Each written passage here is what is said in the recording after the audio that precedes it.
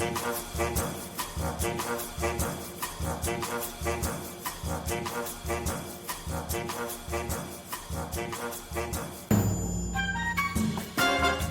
and welcome to Everything's Fine, probably your weekly antidote to bad news, and the only show where three people who shouldn't be trusted with power tools try to restore your faith in humanity. Shelley and Stu are here with me. How are you both? You all right? Hello, I'm fine. How are you, Shelley, tonight? I'm good. Oh, I discovered some new ASMR recently. What was that again? Is It's that the follow-up single to YMCA? yeah, is that a simulated sensory response thing? I did a bit about it, didn't I? You know, when you had to eat sweet thing. Yeah, you had to eat disgusting freeze-dried sweets. Yes. Yeah. Nasty stuff. Yeah, I found one where it's like people slicing up glass fruit, but it's like normal fruit on the inside. So it's like it's all crispy on the outside and it's all soft on the inside, but it's definitely AI. Yeah. But I don't care. It's really satisfying to watch. Yeah, I know what you mean now. I've seen those. They are nice, aren't they? Yeah. Really nice. You sort of kind of can feel it, can't you? Yeah. Yeah. So ASMR works on you, Stu. Yeah, if you can feel it, then it does. It does. Have you seen any of these? Shelley took me through some of this a few months ago now. But she kind of to get me to do the whole thing, she got me to eat some freeze-dried sweets. They were particularly disgusting. Right. The freeze-dried flump. Yeah. Just turned to plastic in my mouth. Okay. And it's kind of put me off the whole thing. Oh, okay. A little bit, but that's all right. I will share some glass fruit slicing for you, and maybe it will rekindle an interest for you. I say rekindle. You never really had an interest. Just kindle. It's not a rekindle. It's just a kindle. Well, that's all nice. I'm fine, by the way. Thank you both for asking. All right. I asked you earlier. We did, but we weren't on air then. Okay, how are you, Jim? I've got a bit of a cold. Oh, have you? You're all right. Take Lemsip or something. No, I can't. I'm allergic. Oh, are you? Best not then. No. The last time I took Lemsip, I spent a few days in hospital afterwards. All right. Probably not ideal, but they did something. Okay. Allergic to Lemsip. Yes. Oh, okay. There we are. Are you still? Sorry, I was just going to say. Curries and whiskey. Yeah, Shelley. Allergic to those. Shelley, what can I say? Should I speak now? I was just going to say. I would think what we should talk about now. I was just going to say, you still beaming with pride over our little episode we did last week. You both did very well. Thanks, Jim. Sound like the young Mr. Grace. Well done to you both. Yeah. Thank you. Editing it together. Doing very, very well. Good. Well, we should probably get on with the show. Been an interesting week, hasn't it? Foul stench from particularly offensive Trumps drifting around the airwaves. He's now decided the First Amendment's more of a polite suggestion than a law. Free speech only good when it's flattering, apparently. What do we think of that? Yeah, I saw what happened with Jimmy Kimmel. He's back, isn't he, tonight? Yes. It is. Yeah. Yes. He's back. They've had a word.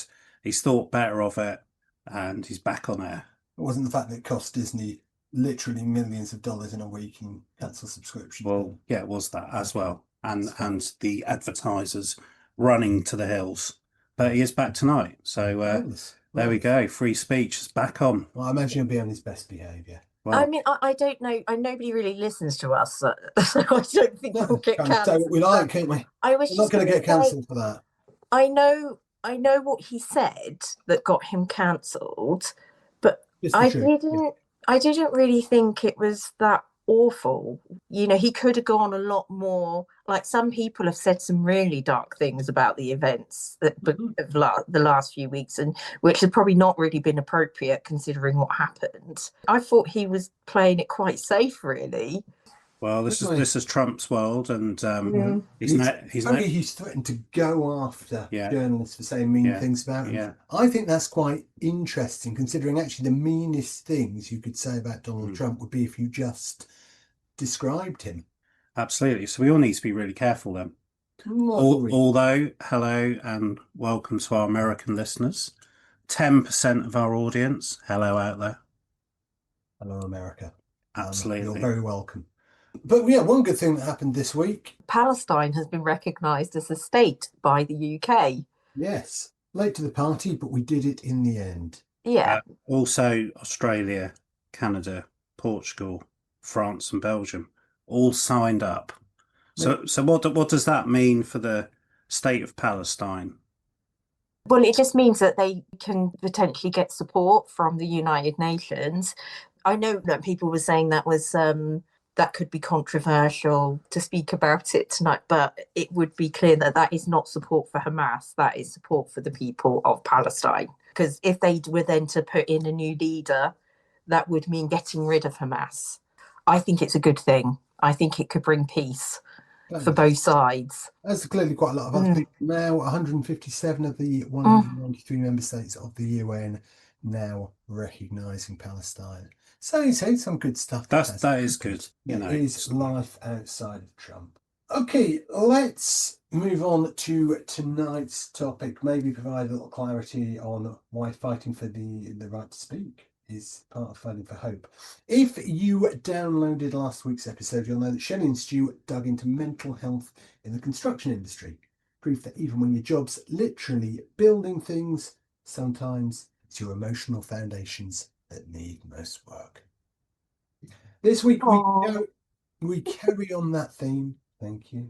But we're changing tools. We've got a guest who was involved in the Baton of Hope as it passed through Norwich last week. And for those who don't know, that's a national campaign raising awareness about suicide, mental health, being open, talking. So we'll let her tell you the full story. Welcome to the pod, Becca Kellaway. Hi, Becca. How are you? Hiya. Thank you so much for having me on your podcast. I'm doing well, thank you. Good. Becca, tell us more about the Baton of Hope. For those who don't know, what is it? So it started last year. This is the second year of it running.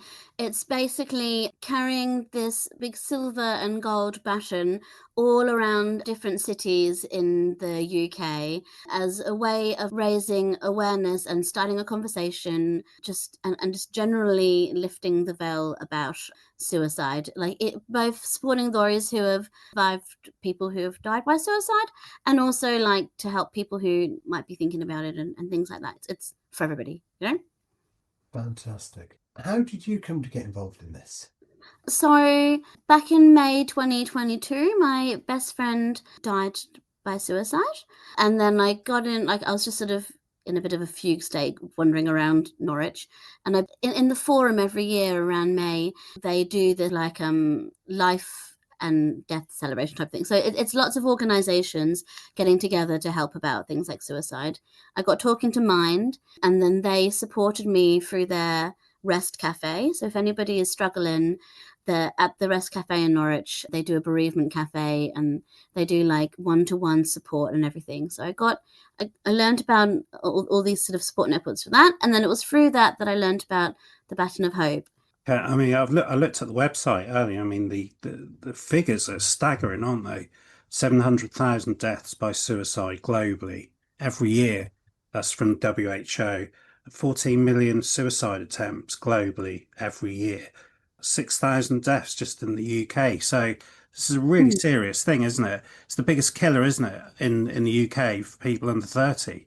Yeah, I think the stats are really terrifying. I think one of the stats that came up on the night was it's 17 people a day or something is trying or is dying by suicide. It's really serious, and I think there's many reasons why the Baton of Hope was so important to me. But most of it was that really we just need to talk about it, and I think people are a bit ginger about talking about it, just in case you say suicide and then suddenly everyone just keels over and dies. But if you don't talk about things, then they get hidden and squished down, and then there's no solution. It's important to talk even if it hurts. Yeah. Sorry, Shelley, you carry on. So I was just saying, I think for quite a while actually there's been unfair. There's been some sort of shame, hasn't there, attached to suicide for quite a lot of years, and I think that's something that's slowly starting to change now, and because actually it's been recognized as people succumbing to an illness rather than it's just sort of using those words all the time. Oh, they've almost saying they chose to end their life. Whereas actually, if you really know people who've been in that kind of mental state, or even yourself, if you have had that feeling, and actually how it doesn't really feel like it feels like you don't have any choice at all.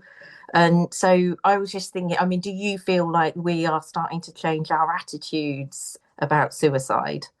Yeah, I think it was really not very long ago that it stopped being an actual crime, right? Like, so that's why I try and be very mindful not to say commit suicide, because actually you can't, it's not a crime anymore. It's not like you're not doing a crime. Yeah, and I think especially just seeing, it was really, Wednesday was a really beautiful day. I decided to take it as a celebration instead of as like a funeral, which is what I was originally sort of like. But it was, so like I was trying to do my best to honor my friend and celebrate their life. And it was so amazing, even though it was an absolute shitty day, like it was really raining. It was so amazing to see how many people turned up and how many people showed solidarity. Just, members of the public came along just to see it happen. And the sort of closing ceremony was massive, and it was really good. So I really think that, yeah, the tides are turning and more people are reaching out and more people are starting to talk about it. But I think as well that everything is very ingrained, especially I think in the UK, things are slow to change, So there's still more to do, and I think that's why it's important to keep going on and on and on about it. Yeah. So what did the day look like? What actually happened on the day when the baton were passing? So it started off at the Norfolk Showgrounds, and then it got a tractor ride down to like the Sainsbury's Centre, and then nice. And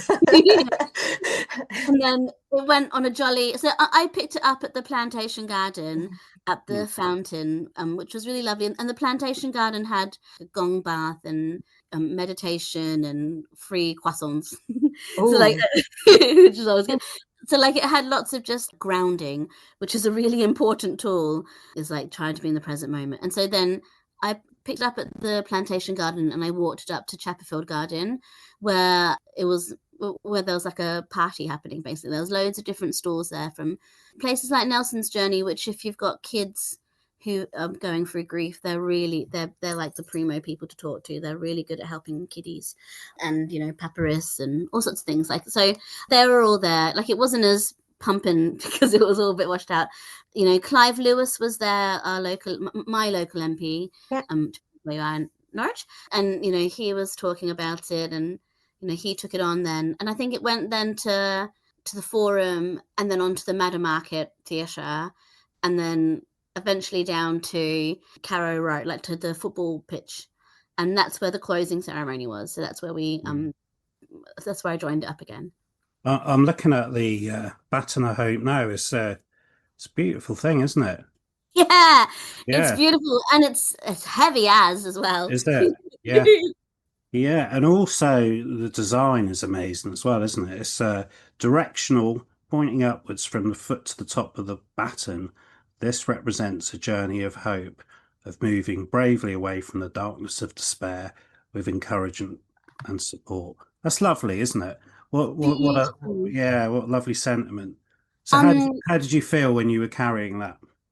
Yeah, so but on the sort of design of the baton, the guy who actually set up the whole Baton of Hope thing, he was there at the closing ceremony, and he was describing about how part of it is like this semicolon, and how it's sort of like it's not quite the end, it's just another beginning, and how important that was, and like, and how that's becoming a thing. And it was really there's lots of little brilliant. touches on it, because there's a bit around the middle of it that looks like a sort of like a diamondy design, but it's actually people holding each other up.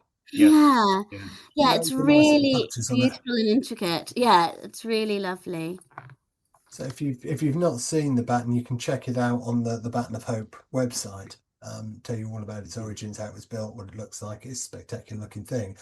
If I'd been carrying that through the city, even for a very, very short space of time, I would have just been terrified I was going to drop it, because that's pretty much exactly what I would have done within seconds of telling to people, now you've got to be really careful of this, all right, because it's yeah. Well, it's made by Thomas Light, royal warrant holder. Yes, And exactly. Yeah. they've made things including the FA Cup, the Hmm. Rugby World Cup, Wow. ATP finals, golf's Ryder Cup. So, this is a serious, beautiful thing, isn't it? So Yeah, it's like a big is the thing. idea they're going to do this every year now?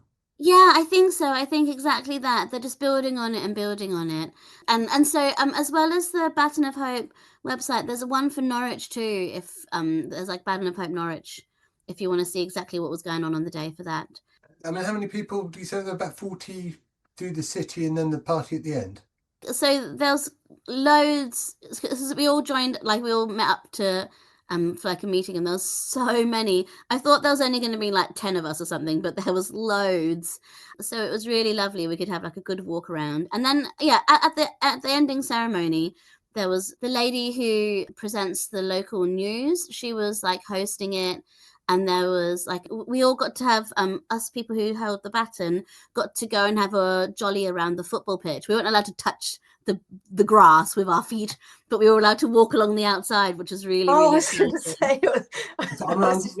I don't think Norwich could do much worse on their home pitch. If you Oh, yeah, okay. quite Yeah. frankly, I haven't managed to win Yeah. a game at home all season Yeah. so far. So we'll see. Because it was one of the team who actually finished the. Exactly. Was Yeah, it? it was one of the guys. Oh, my cat's got off the thing. I can tell you who it was. Now. So, So- It was Yeah. Emmy McCondas. I mean, That's his name was, yeah. Yeah. He was really lovely. You could tell it really touched him. He was saying how his own personal family had been affected by suicide. It was Yeah. really touching for everyone.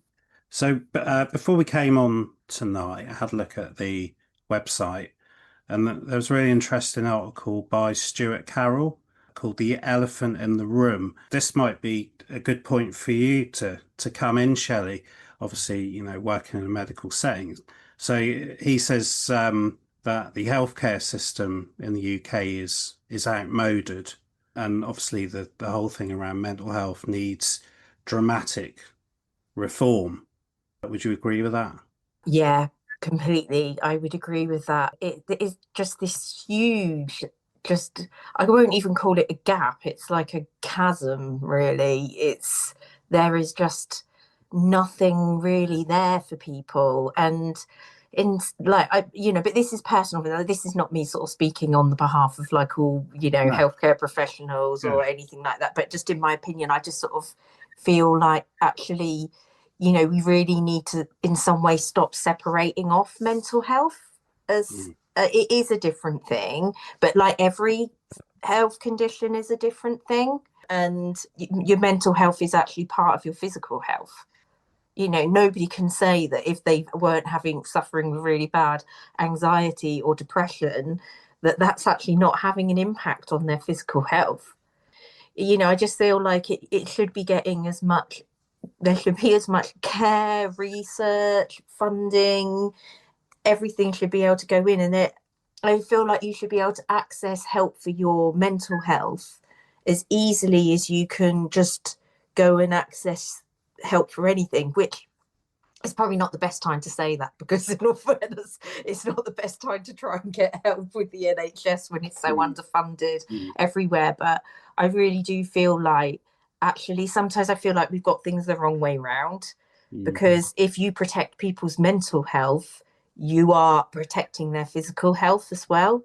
People are less likely to have risk-taking behavior, use alcohol, drugs, and also people are more likely to care about themselves, eat healthily, exercise, and do all of these things that actually makes you physically more healthy and protects you from long-term health conditions.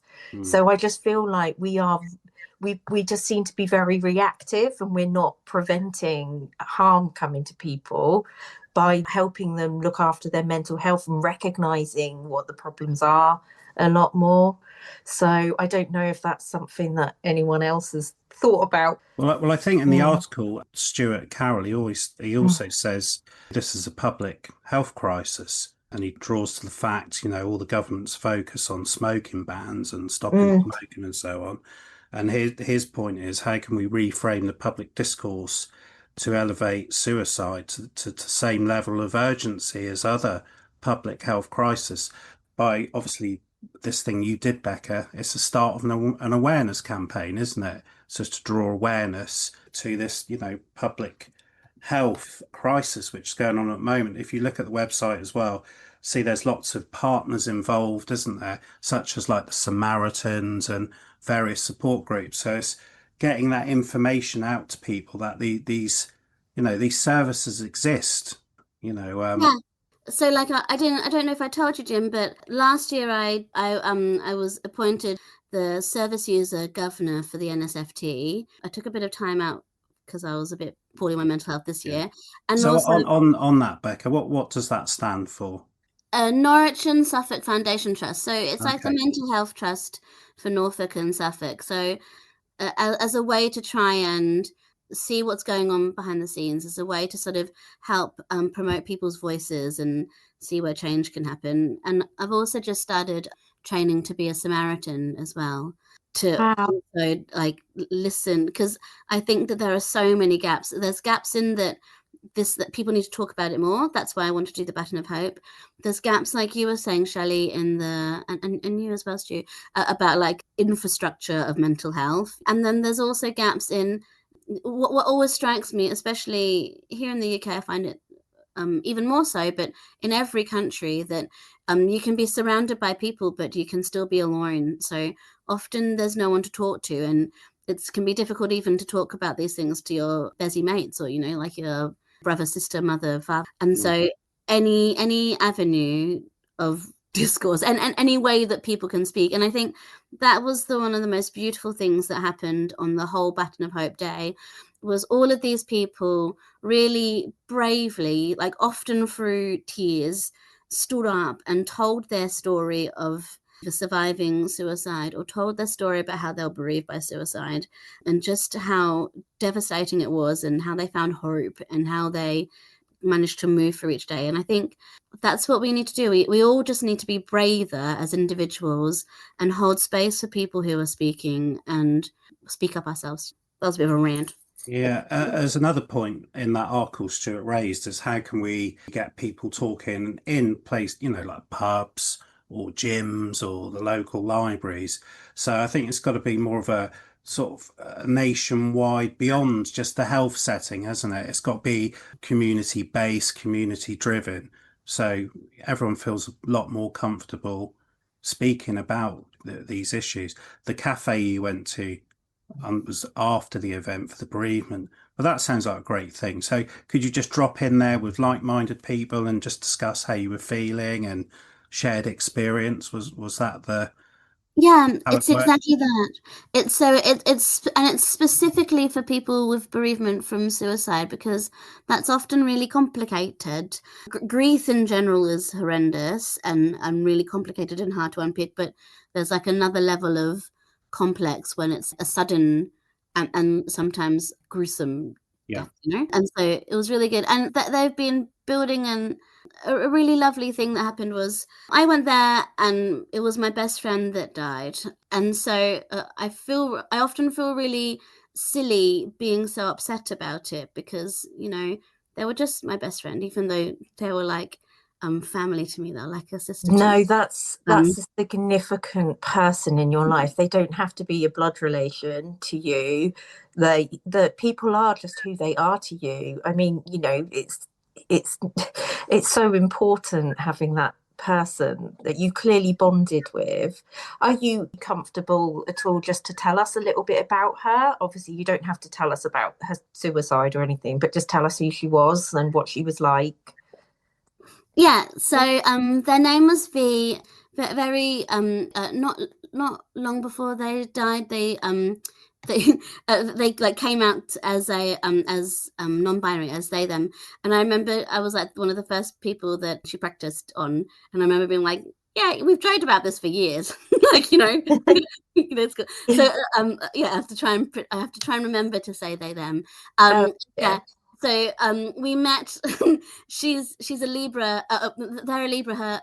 Their birthday is 5th of October. So we met at university. They were running late. They ran in and they're like, "Is this English?" And I was like, "Yeah. Do you want some almonds?" And that's it. We're best friends forever. Oh. You had me. Is that how you tempt people in with almonds? Yeah. Who doesn't love almonds, right? Yeah. And every aspect of my life V has a part of. So this nose ring here was the first time I had my nose pierced, and I told them how for years and years and years, ever since I was little, I'd always dreamt about it. And then, you know, like a week later, V turns up in her car. They booked me an appointment to have my nose pierced. You know, that's the sort of friend that V was. You know, yeah, she's sort of taking you by the hand and leading you at times through life and making sure that you do the things that are important to you. That's lovely. That's such a nice thing. Like everything. My daughter had a chance to meet them, and it was really lovely. My daughter Sky was almost born on her birthday, which was really sweet, but she held in for like 10 extra days, little bugger. Yeah. I'm really sorry to hear that, Becca. Yeah. Thanks for sharing it, but must be tough. Sounds like a great person. I think really in the last week, I think the Baton of Hope was really important for me because it's like a turning point. I'm trying now to sort of put aside some of the sadness and make a little bit more space for the joy and the fun and the happiness that V brought into our lives instead of like sad all the time. Thank you. That was really kind of you to say. I appreciate it. So it's nearly their birthday now. Do you still do something to celebrate their birthday? In my own little way, yeah. Their Facebook page is still up, and often people put things up on there. So in my own little way, you know. And there's a picture that we have of them in the house, and every morning I say hello, and Sky, you know, I can hear my daughter Sky going, "Hi, V." Like, she sometimes stops and chats to her. Oh, how's your day been? Oh, yeah, I'm good. You know. Like they're sort of like the guardian angel now. Yeah, still a big part of our lives. Oh, well, they sound amazing. V sounds amazing. And yeah, thank you for talking to us about her and them. Sorry, I'm doing it now. I do the same. No, I would be you. I didn't have to get used to it. I just know. Yeah, no, if people are listening to this and they want to get involved in the same way that you're getting involved in things, what are the sort of places they can go? What could they do? What should they do? 100% go to the Rest Cafe. There's always things there. There's always a good jump off point. You can find out organizations, you can find out things to get involved in. I think maybe you can get involved, like maybe you can contact the Baton of Hope directly. I don't know, but Samaritans are always looking for volunteers. But yeah, the Rest Cafe is a really good hub for anybody to find out anything about this sort of stuff. And if you go onto that particular website, there's all the partners on there, so you can the Baton of Hope website. So actually, sort of looking at that again before we came on, it was quite interesting to read another article on there by Akila Muhammad talking about the silence and stigma of suicide in Muslim communities, because you know that again is a different approach. It mentions things like how can community leaders look to interpret religious teaching in a way that encourages open discussion about mental health and suicide without compromising core Islamic principles. It's not as easy, is it? It's just saying go out and get some hope, hope and help.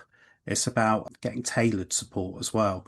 And I think if everyone can go to the website, there's plenty of partners on there who can help with all faiths and all types of different communities as well, because everyone's got a different experience, haven't they? A different environment, and it's not one size fits all, is it? When you're being supported. And it's also, there's partners for all ages. My daughter is only in the second year of high school, and already she's had a couple of friends who have considered suicide. I think that it's growing and growing in the younger kids.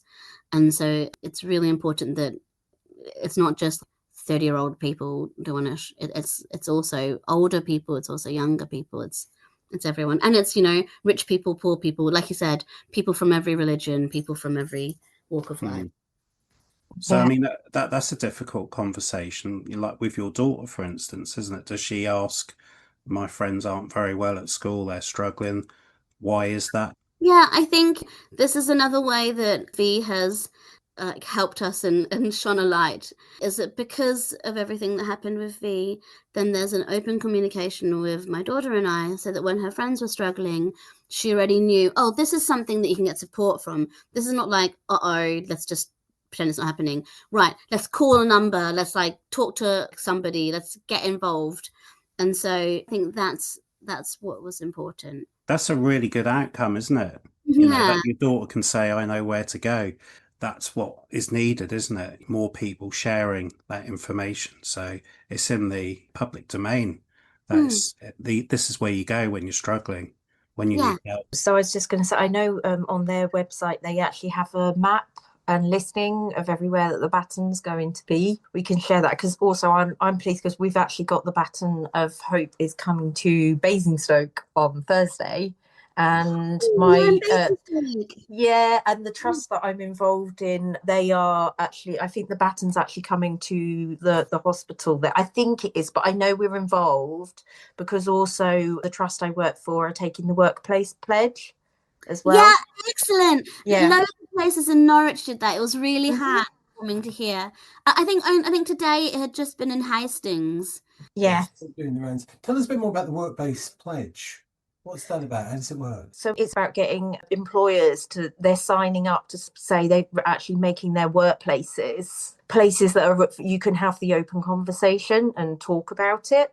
So it's just a sort of, it's kind of supporting people with mental health at work and making sure that this is something that can be talked about openly, and people can get the help that they need as well when they're at work. I mean, working in healthcare, that's a bit, because you're working with colleagues or yourself and people like that who are also getting affected by their own things at the same time as caring for like patients and relatives and things like that, who are then also having their own stuff going on as well. So that's quite complex in the healthcare setting. But yeah, this is really for also for the care of employees as well. So it's to increase awareness, reduce stigma, and create psychologically safer workplaces.